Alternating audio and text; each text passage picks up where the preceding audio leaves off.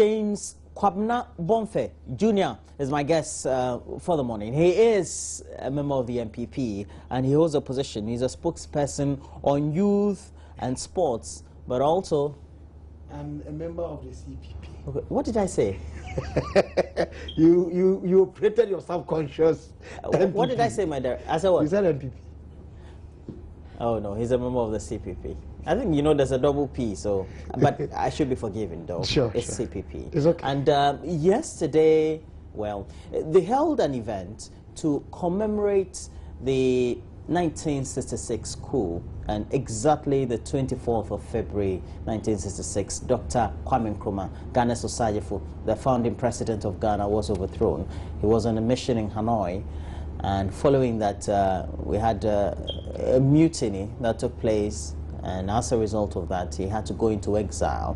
And lastly, just landing in Guinea and ultimately dying in Romania. Well, it's a very sad event for Ghana's history because apart from all the difficulties that the country have gone through, there have been the critics who have always said that if Dr. Nkrumah, looking at the legacy he left behind, had stayed on a couple of years, and we still don't know whether he would have stayed on only a couple of years, well, Ghana would have been a better place than it is now. Well, the jury is still out there about how that would have happened. But then within the period when the CPP was overthrown, we had properties of the party itself being confiscated to the state. Now, after years of agitation and following the resumption of democratic rule in the Fourth Republic, efforts by top leadership of the party to get those property returned to the political party, the CPP, have proved futile. Well, following that, the protests were convened on Tuesday, and now they want their assets back. And so you can see the placards that give assets back now. We'll see how that is feasible. We'll be joined also by our political science lecturers in looking or critiquing the position of the CPP in itself. Kwabna, thanks for joining me. As vociferous and as eloquent as always. Now, the CPP, why would you want your assets back? Are the assets for you? Did you buy them with your own earnings? Were they donated to you? Roland, thank you very much, and good morning to our cherished viewers across the country. Yesterday, indeed, Ghana's Day of Shame was commemorated, and as a party, the event that just was premiered was what we sought to do, to demonstrate that there is some injustice in Ghana, and it goes counter to our claim and aspiration of building a nation on the principle of freedom and justice. It is in this light that we say, in the spirit of true national reconciliation and ensuring that we are fair to all, let the assets of the Convention People's Party, which were legally and properly acquired by the party through contributions of party members, which were illegally confiscated or taken away from the party, and having denied usage of these things about over 4 decades, let these assets be returned, and the proper, if you like, compensatory effort be made to the effect. And we're talking about... To the political party? Absolutely. And there's proof. Okay. Which is what I will deal with in your question, because seemingly you insinuate that did we acquire them? The party acquired them. I asked a question. Yes. It was not an insinuation. Well, the party acquired them. You insinuated that, well, from your question, could the party have acquired them? Yes, the party acquired them through contributions that were made by members of the party through dues payment. special fundraising activities, and then also, what we call communal labor, the strength and the energies of the people put to this. The Convention People's Party, by 1966, still had the TUC, organized labor then in Ghana, was all about the TUC being an affiliate officially of the CPP. And anybody who was on the TUC list of government paid workers made monthly contributions to the party. Party members ordinarily paid dues on monthly basis. Ministers of state, district commissioners, members of parliament, and functionaries of the Convention People's Party did these things. And you know, Roland, the Convention People's Party is the first mass-based organized political party in Ghana, led by Africans. The ANC today, as organized as it is in South Africa, came to take lessons from the CPP in Ghana. The SWAPO go to Central Africa, Eastern African nations, Mugabe and co. All of them came here to learn what it is to appreciate political party and mass organization. The party was organized. And so these contributions were made, and through communal labor, or if you like, using their strength, their energies, as part of the contribution, put up structures. And the party believed in business as well. So the party established a company called Nadeco. All these things were taken by the state through the Criminal National Liberation Council, NLC.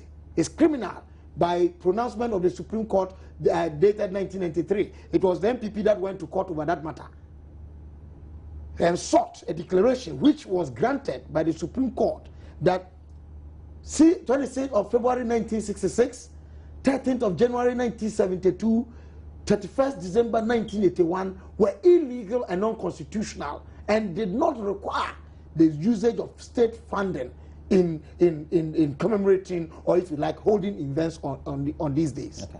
So Roland, really, the party has got everything to show how we acquired these things. Sure. And plus, the fact that they were confiscated. They were confiscated by the NLC to the state. Okay. Now let's go into history. And you're telling me about all the things about membership, etc. Yeah. But do you agree, according to the critics of the Nkrumah regime? Are we discussing critics of the Nkrumah regime, or you want a justification for our claim for the return of the assets? I want a justification. Good. But when you raise questions, right. when you raise responses, I need to raise questions. No problem. Now, following the promulgation of that very constitution in the 1960 constitution, the 1960 constitution, yes. According to what the critics of the Nkrumah regime conclude, it sought to give the CPP and Dr. Kwame Nkrumah some sort of monopoly as far as governance was concerned, especially by the actions of the CPP government, which in many respects didn't for due respect to your party, allow excessive opposition to its own policies and programs? Well, I would attempt at answering your question by, appreciating the fact that we are today discussing what happened about 5 decades ago in the light of today. That's what we are doing. And if we were discussing what happened 5 decades ago, perhaps we would not be enjoying the privilege today of science and technology, where we are being broadcast live like this across homes in Ghana, all over. Multi-TV didn't exist then. Sure. Circumstances it had, but it had not reached this mass base. You couldn't do digital. You're transmitting digital. Sure. Okay, we were watching television through monologue. Sure. Today, circumstances have changed, and I want to premise. You want to situate it? Yes, I want to premise my discourse on what accounts historians have written in respect of nations at their stages of coming into being.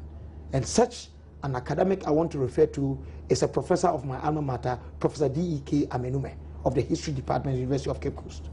I think it was his professorial dissertation titled Coming of Age of New Nations in the Second Half of the 20th Century. And he makes the case of Ghana. The case of Ghana.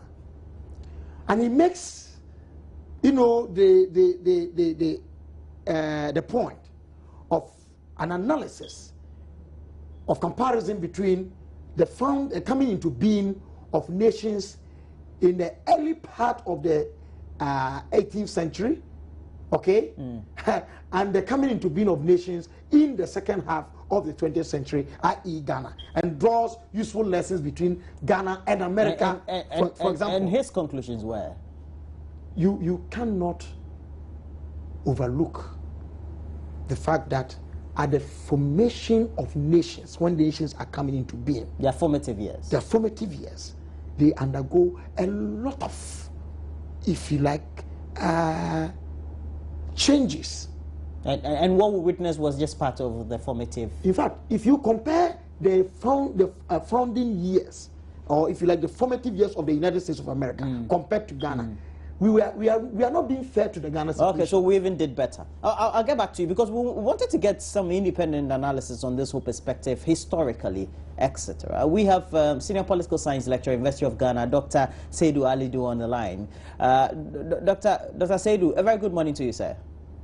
Good morning to you, Mr. Walker, and to all your listeners. Thank you very much. I know that you were listening in the last few minutes. We had to call you earlier and called you and took you off and called you again. But it's all in the context of what the CPP currently, the modern CPP as we have it, or the Fourth Republican CPP is advocating. They would want all the assets back. I had asked a question or posted a question to my guest in the studio, a CPP member, Kwabna Bonfe. I asked him if all those properties were acquired in the Nkrumah regime, and looking at all the criticism against the Nkrumah regime of having monopolized the political environment, so to speak, through the decrees or the constitution in itself, giving it the leeway to be the sole preferred political party and even not alluring itself to opposition in many respects. Wouldn't it be logical that they would have acquired all these properties within the period when they were in existence?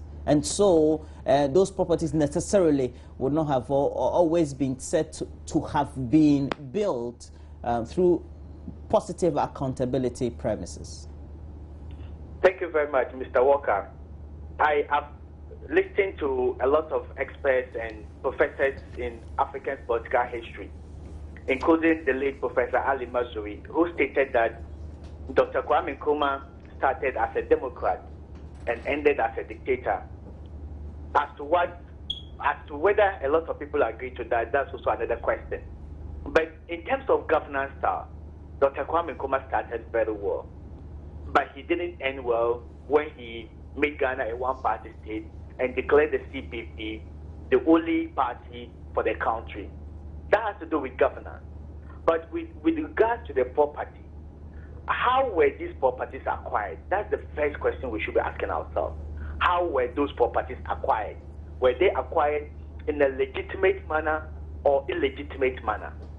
Whether it's legitimate or illegitimate, we will require evidence to be able to do that. Because a lot of people, if you heard from what the CPP guys were saying yesterday, they believe that majority of the assets that were taken away from them were acquired to do legitimate contribution from the salary of party members who were MPs, party members who were ministers of state. And we still know that even in our current democratic dispensation, members of parliament still give some percentage of their earnings or their salary to the party. And the party can use that to invest, to acquire properties, to acquire resources that will help the party to achieve its goal as an institution.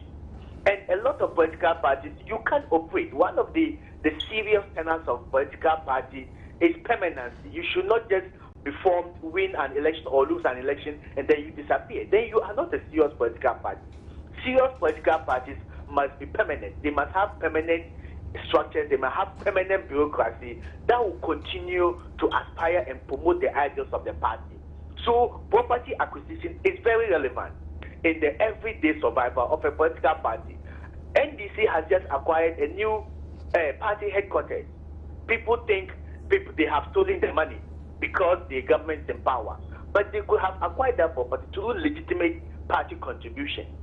So I think we have to revisit that particular question, especially given the circumstance in which those properties were confiscated. If it was a democratic government that has come into power, then we would have said that legitimate means and serious investigations were done.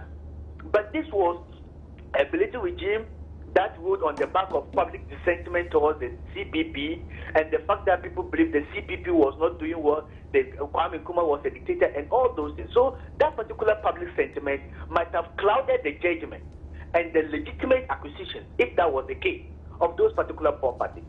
I believe that under President John Agyekum Kufuor, the National Reconciliation Commission was created to investigate past human rights abuses.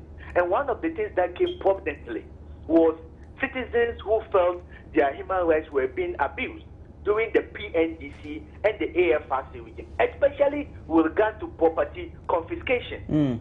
Most of these people were compensated in a way. So if the National Reconciliation Commission addressed parts of property confiscation under the PNDC, under the AFRC, who implemented specifically under the PNDC, one man, one house, one man, one vehicle, why can't we revisit the CPP issue? Well, Doctor, it's an interesting point you make, and thank you very much for joining us for this very discussion, because you're just being a true political scientist, trying to look at the nuances, the pros and the cons, etc. But do you think within the geopolitical setting at the time that Dr. Kwame Nkrumah was operating and the opposition that he faced within the period, the way he behaved while in office was the best way that he could have behaved within the circumstances? I don't completely agree with some of the things Dr. Kwame Nkrumah did as a leader, getting in his last days in office.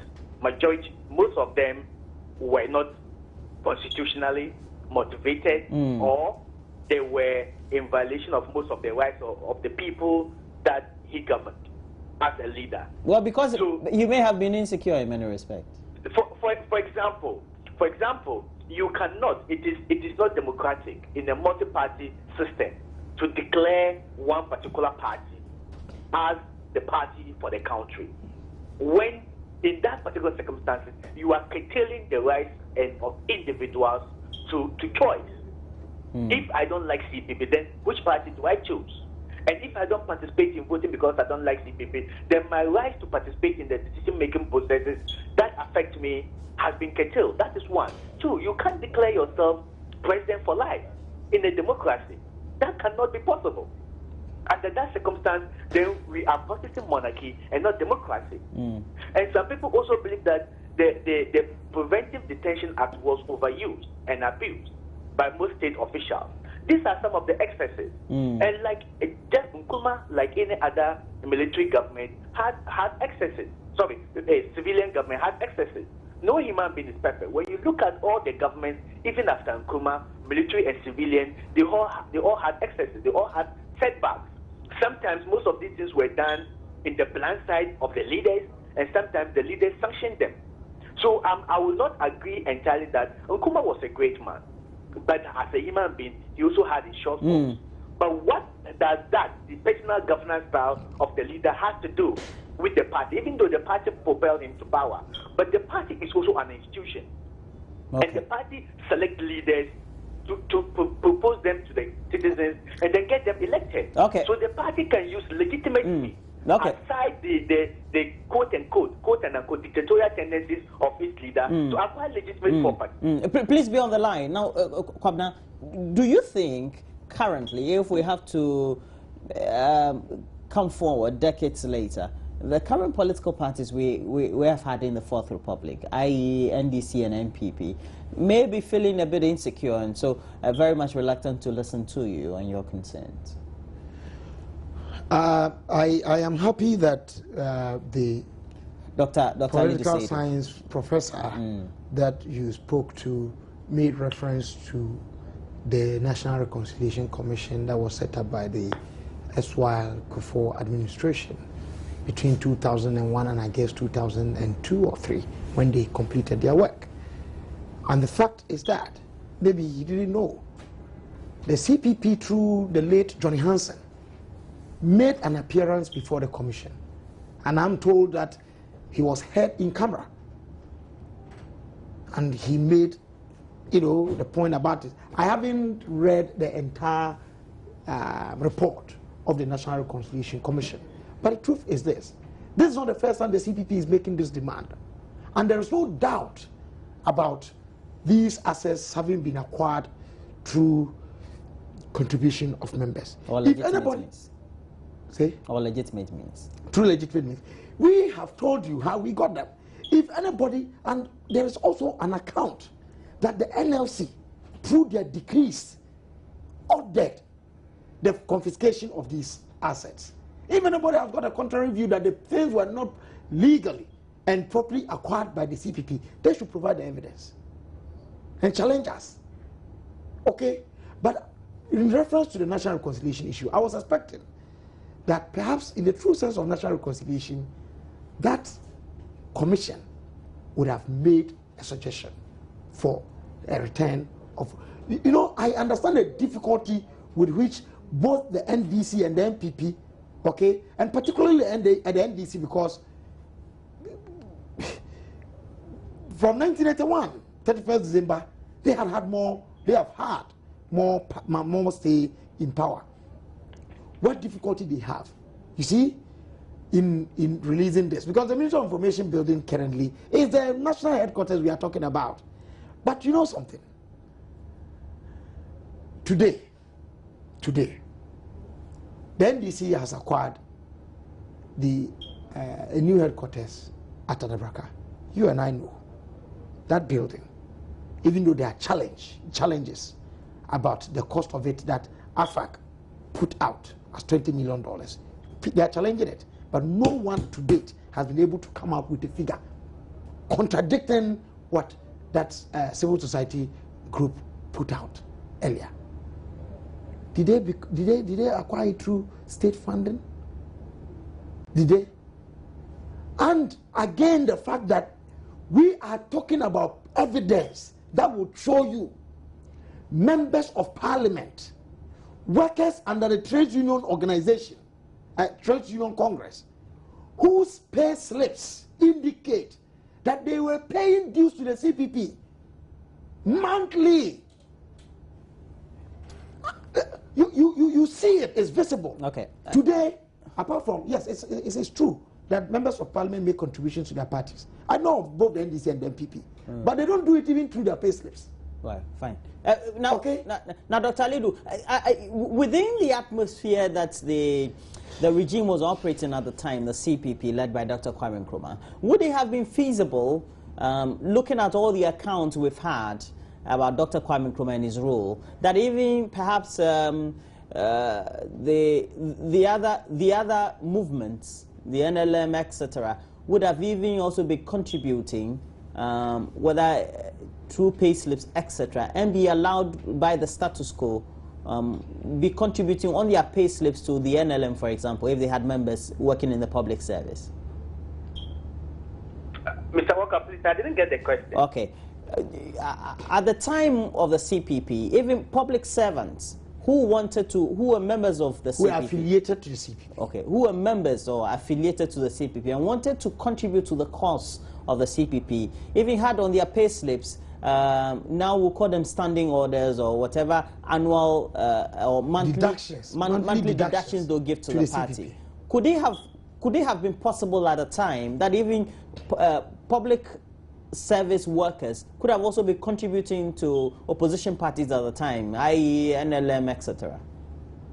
Yes, Mr. Walker, every individual has the right to join a political party. Well, we do understand. At the time, during the reign of Nkrumah.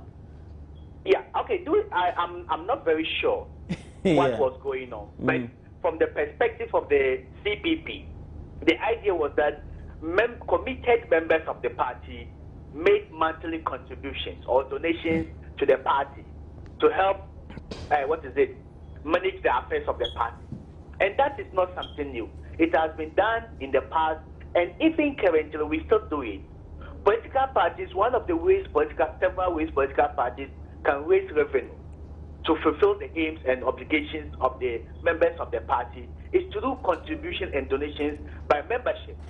And it is largely done. Some people, especially people who are ministers or who have executive positions within the party where it is in power, can contribute monthly, yearly, or even just donate when they have a lot of money at a particular point in time to the party. That is done. But in the time of Nkrumah getting to the last stage, for example, there were people maybe who had different political allegiance, but the CPP was made the dominant political party at the time. So if I had a different ideology or affiliation to, say, the NLM, and I was made to contribute maybe in a compulsory manner to the CPP, I could equally contribute in a way, maybe in a secret manner, to further the agenda of the NLM. And even now, we have people who do that, Mr. Walker. We have people who contribute, not openly, to both the NDC and the MPP, because they believe that for a very long time to come, it is these two political parties that will forever dominate the Ghanaian landscape. So businessmen, people with interest, political or otherwise, contribute both to the NDC and to the MPP, such that when any of these parties in government, their businesses will triumph. So I will not rule out the fact that people during the time of Nkrumah, especially when Ghana was declared a one-party state, and those people didn't have to owe allegiance to only the CPP, might have contributed to both the CPP and the NLM. But what they were doing was that maybe one would have been done in a very secret manner that the authorities will not know, and then maybe another would have been very open to suggest that they owed that allegiance to the CPP because the CPP was in power. But secretly, they could have been contributing to the NLM. That is, people are very smart, and people have the right to choose which particular political party or institution they belong to, and they have the right to withdraw at any point in time. But given the fact that we are rational thinking human beings, people will want to maximize benefit, which particular, regardless of which party is in power. And that suggests that you have to contribute or do something to suggest that when they come to power, then they will have to compensate you in a way that will be befitting to the business that you are doing. So if that happens, it's also true that people who might have belonged to the NLM and did not openly declare it could have contributed to advancing the interests of the CPP. Well, we do understand, but that wouldn't have been done in an atmosphere of freedom, so to speak. And as a result of that, perhaps this may have angered the critics and thinking that, well, if you had your membership having the leeway and acquired properties in many respects, and we didn't have the leeway or the freedom to do that, then what legitimacy morally do you have to say those properties you had, you could claim or get back into your fold? Yeah, it's possible. But I also think we are assuming. Okay. Because nobody came out openly to contest the fact that he or she was being forced to contribute to advance the interests of the CPP.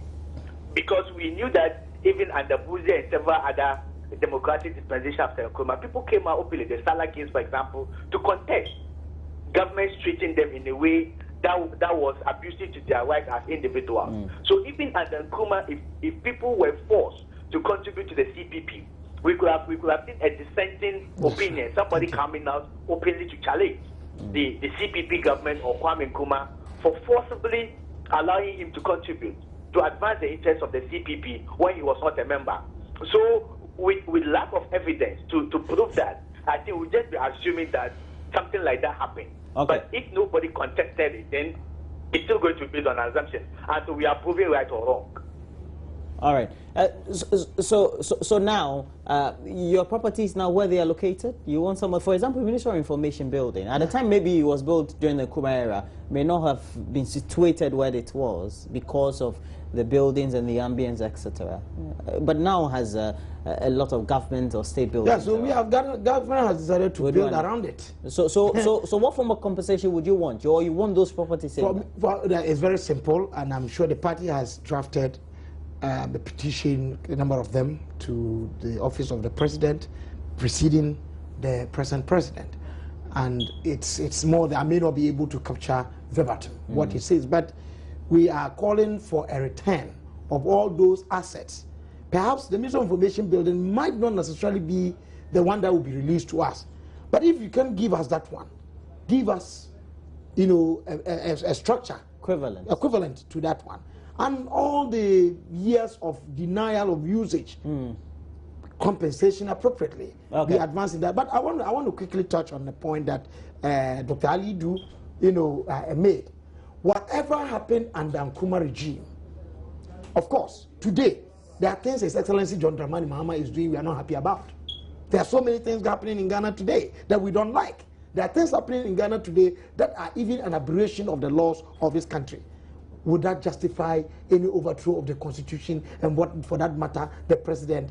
The overthrow of Osajifo Dr. Kwame Nkrumah was needless, it was wrong, it's reprehensible, and must be condemned in no uncertain terms. And you think posterity too seemed to have justified? Absolutely. Okay, vindicated you. Dr. Alidu, your last point. So, how should they be compensated? Because many of the structures are located in prime state areas, where we have public places. The police headquarters in Sunyani. Yes, true. Yeah. Or even the police headquarters here. The police headquarters here. Mr. Walker, I have a list of some of the things that they are demanding.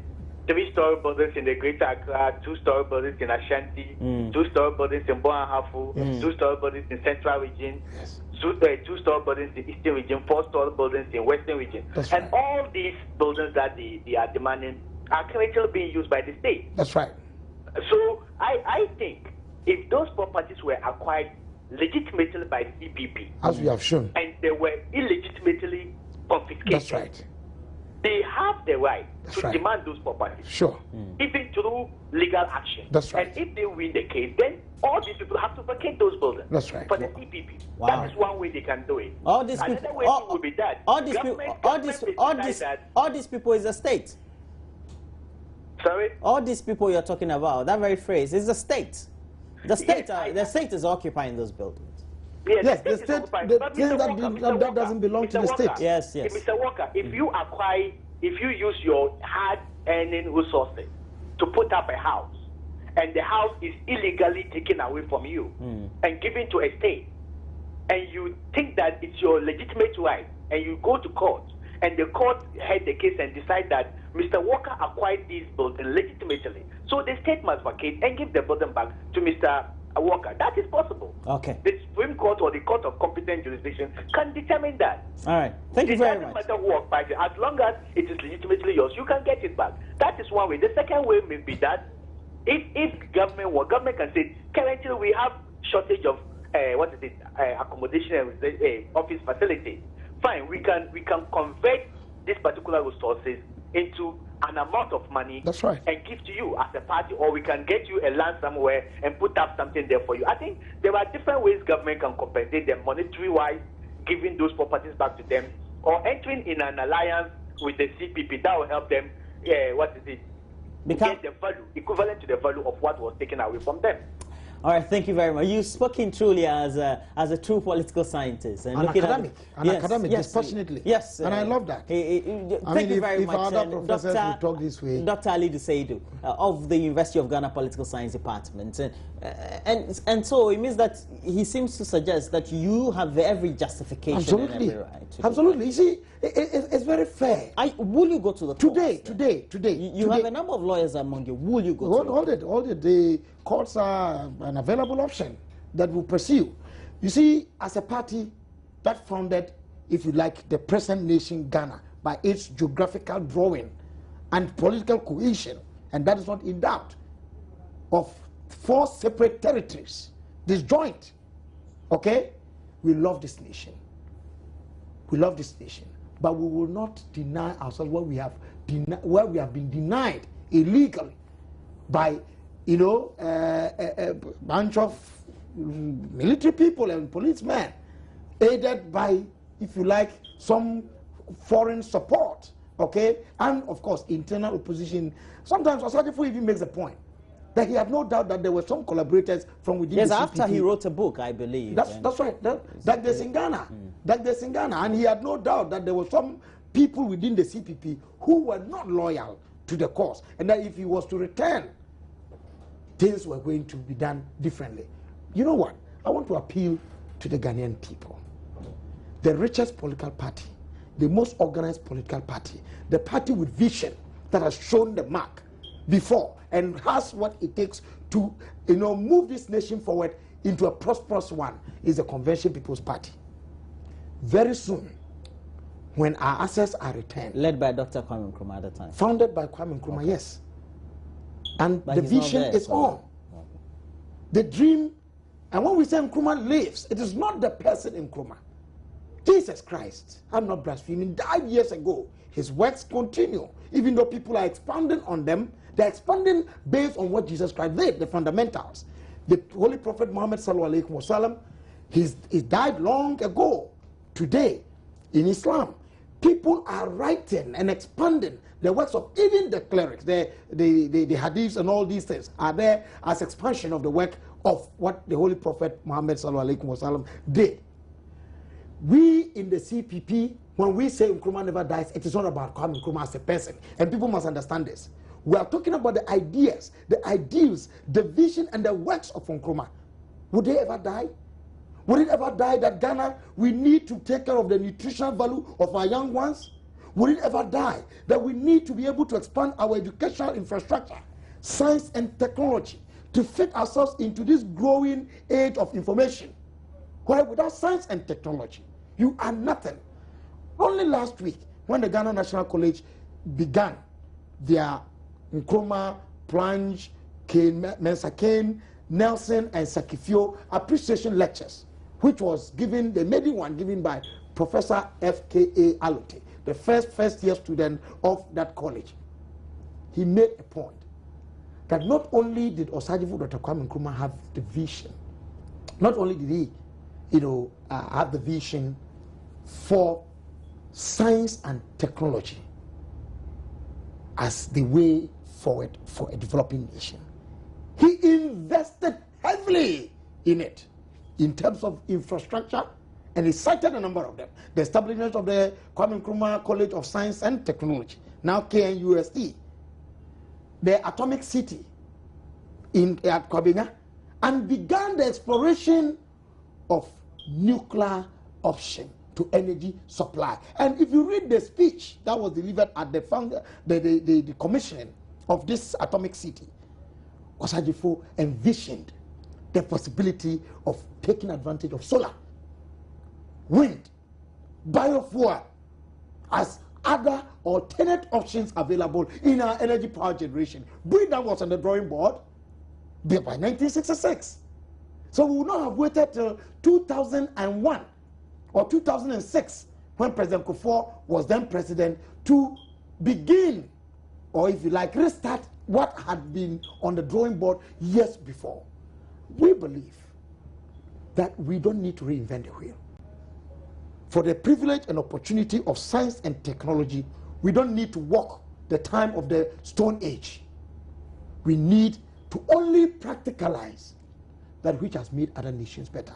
And the CPP is the only political party whose idea and driving force and belief in the Ghanaian and the African that we are no less than any human race that can lead and chart that path. And I want to tell people to watch out for the Convention People's Party as we unroll these things, and be with us in spirit, be with us in the streets, be with us in advocating the love for Ghana, the love for work, and the love for country, and love for ourselves. That's the only binding force that can move this country from our socioeconomic quagmire.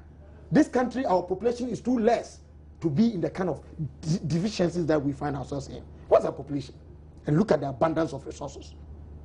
Why won't we, through careless leadership, live in the paradox of scarcity in the midst of the abundance, okay, and poverty in the midst of plenty?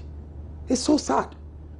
We are not making ourselves proud as a people. It's self-inflicted, and we can move out of this. I'm only encouraging people to live beyond this cheap, petty saying. They are not large, they are not many, they can't win elections.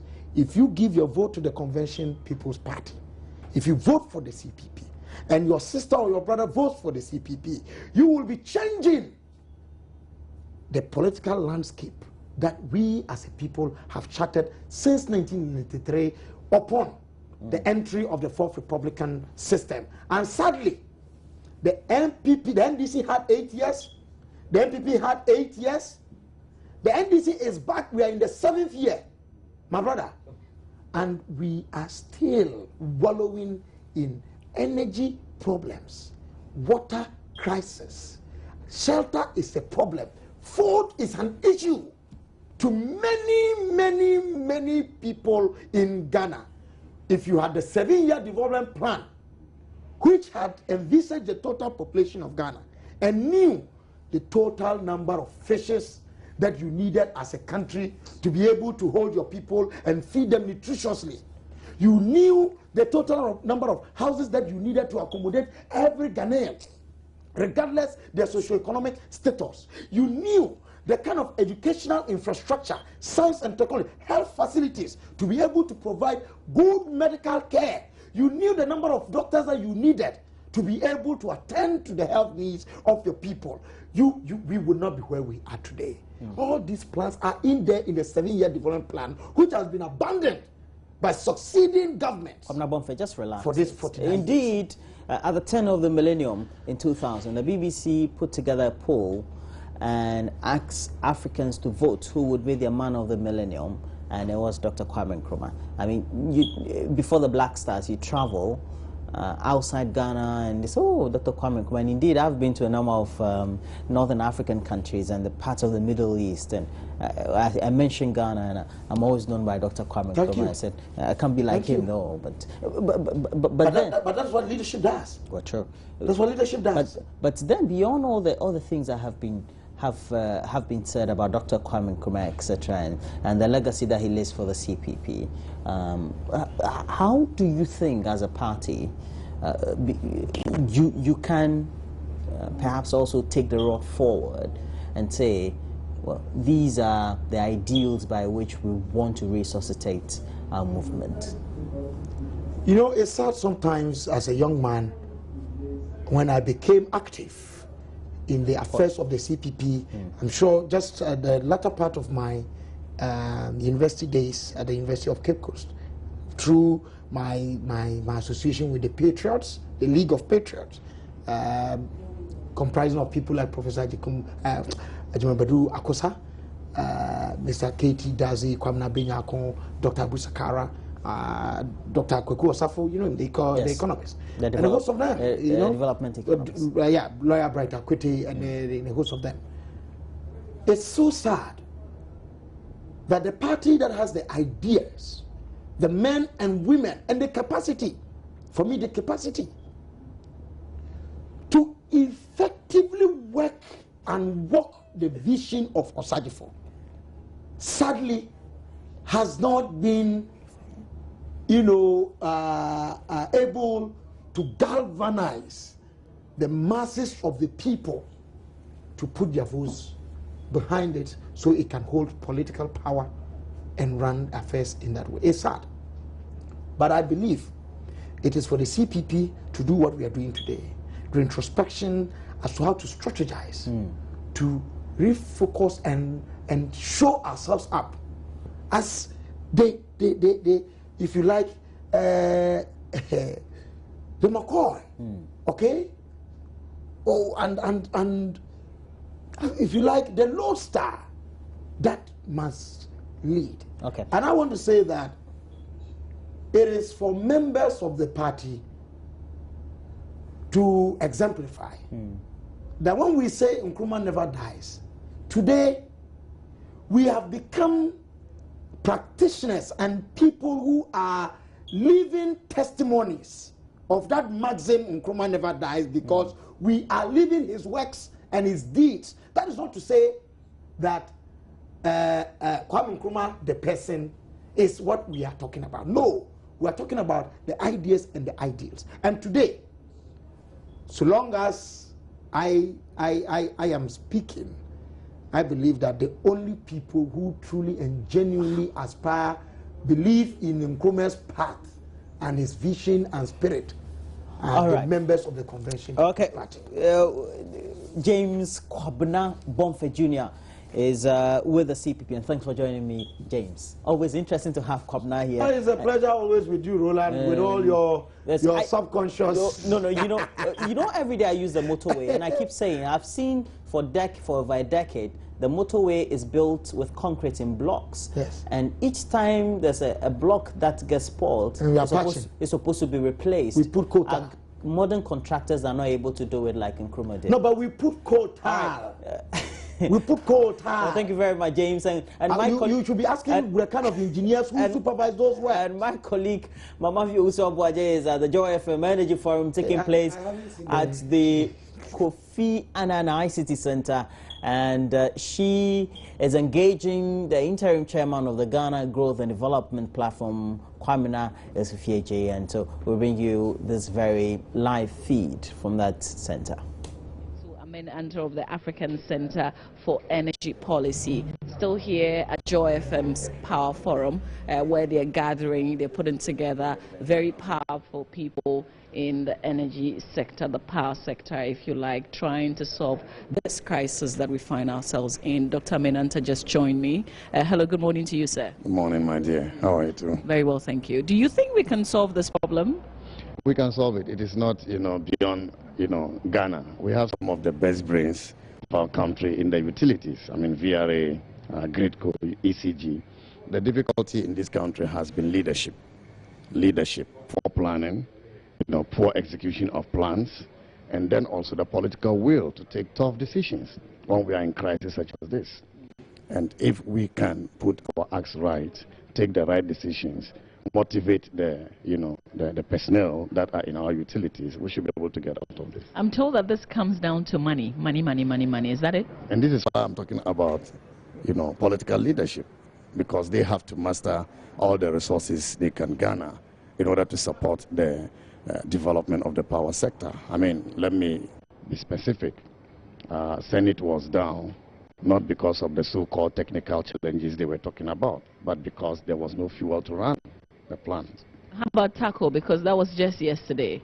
Yes, TAPCO, they said they are converting it to be able to run on fuel because of erratic supply of gas from Ghana Gas. But you also know that Ghana Gas has been complaining that they have so much gas there and VRA is not using the gas. So who is telling us the truth? Okay, and so the problem has been money. If we have the money, government can give the money to the VRA to buy light crude oil or diesel, so that we can bring all the plants we have, online to operate at full or near full capacity. We shouldn't have a problem. We have installed capacity of about 2,900, and our peak demand is just 2,300. So under normal circumstances, we shouldn't have power crisis. But you know that the water levels in Akosombo are down. But we have enough thermal generation that would have sufficed us, even with the low levels of water in Akosombo. But why we are not getting that is because most of our thermal plants are not operating at full capacity. Some are 30%, 50% because of poor servicing, because of poor maintenance, because we have no reserve margin, and so there is so much pressure on the existing plants. Okay, and so if we are serious as a country, I mean, I've been saying this all the time, we should be able to do a technical audit of all our plants, see what the challenges are, how much it would take us to put all of them, near capacity, and inform Ghanaians. Ghanaians want the truth, and if we tell them the truth, the extent of the challenge and how long it will take us to address it, it will be better than running to them all the time and promising them and are not fulfilling the promises. These badges we're expecting, are they necessary? Yes, the badges are necessary, but they would not have been necessary if we had done our work right. And I tell you why. We have about 126 emergency power plants, what they call the toys, okay, which have been, some of them have been leased to Sierra Leone. Well, we could have used them now in times of crisis. We still could use them today? Yes. And this is one point I want to, highlight in my presentation, because we still can mobilize up to 60 of those generating units, and that can give us 60 megawatts of electricity. Government has been complaining about money to buy diesel, the same money to oil prices lower today. Government should not have such challenges. in procuring the necessary, amount of fuel to run these plants. Okay. Secondly, we have some of the plants that we are doing at the moment. Own thermal plants, one, T2 expansion. But again, money. We are not able to complete these projects on schedule. But, if this is supposed to be priority, so we must get the money. Money shouldn't be an excuse. And that is why I say that government must take extraordinary decisions when you are in crisis. Okay? Unfortunately, if you cannot make such extraordinary decisions, you tell the people that, look, we don't have the money, but we have a challenge. This is how long it will take us to address the challenge. And I think that people will be moderate in their expectations. But if we keep raising the expectations of people, we have been told by the Minister of Power that, the problem will be solved by the end of the year, otherwise he will resign. That was unnecessary, because the minister should know, if he has been sufficiently briefed, that he cannot end it by the end of the year. Oh, really? So this is not going to be over by the close of 2015? It's not. And I don't want to pretend about this. Because aside the deficit that we have, 650 megawatts, if we bring in the budgets and those other things to clear the deficit, don't forget that levels of water in Akusombo are still going down. And by April, it may reach its minimum, 240 feet. And so the likelihood that one more unit in Akusombo will be shut down is very high. And so you are bringing budgets and new plants. Other plants we are supposed to be producing are getting off. What are you going to do? Apart from this, next year, we need to add about 250 to 300 megawatts. And that's what we have to do every year to meet the growing demand, 12% annual growth in demand for power. In addition to this, we need about 25% of installed capacity as reserve margin. Because the reason we don't have reserve margin is because we haven't invested enough, and that has put pressure on existing plants. And so the existing plants do not proceed for maintenance. And this is why they are breaking down every day. In addition, most of the plants we have are old plants, very old machines. And so they are prone to breakdowns unless we put them through scheduled maintenance. And I'm saying that unless we invest in generation capacity, 25% of installed capacity at current levels of installed capacity is about 400 megawatts. This is money. Government can do it. Government has to attract the private sector by creating the enabling environment. We haven't created that enabling environment yet because government itself is a factor. Government doesn't pay its bills to ECG. So how is ECG going to become a credible off-taker? To give a signal to the investor that when you come invest and sell power to me, I can pay for that power. I'm just thinking, this forum that Joy FM is organizing today, what kind of pressure could it give governments? Well, I hope that the government people are listening. I hope they will listen to the prescriptions that people will bring on. These are citizens who are going to discuss amongst ourselves, the experts and ordinary citizens, because we are concerned.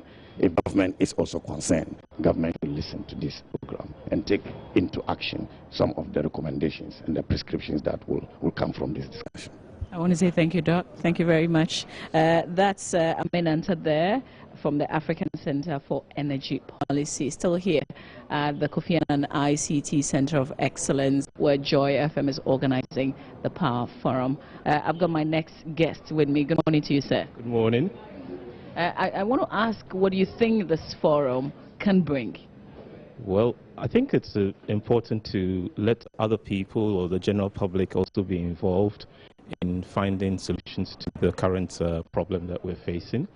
If it's left with just the government, there's no buy-in from the populace, and that doesn't help when certain difficult decisions need to be taken to solve the problem. Can we solve this problem ourselves? Oh, definitely. Any problem is solvable. You just need to put your heads together and go for it. All right, thank you very much. Wish you well. All right, so we're here at the Kofi Annan Peacekeeping Training Center, the Kofi Annan Center of Excellence in ICT. We'll bring you a lot more special guests who are gathering here to speak to on this issue.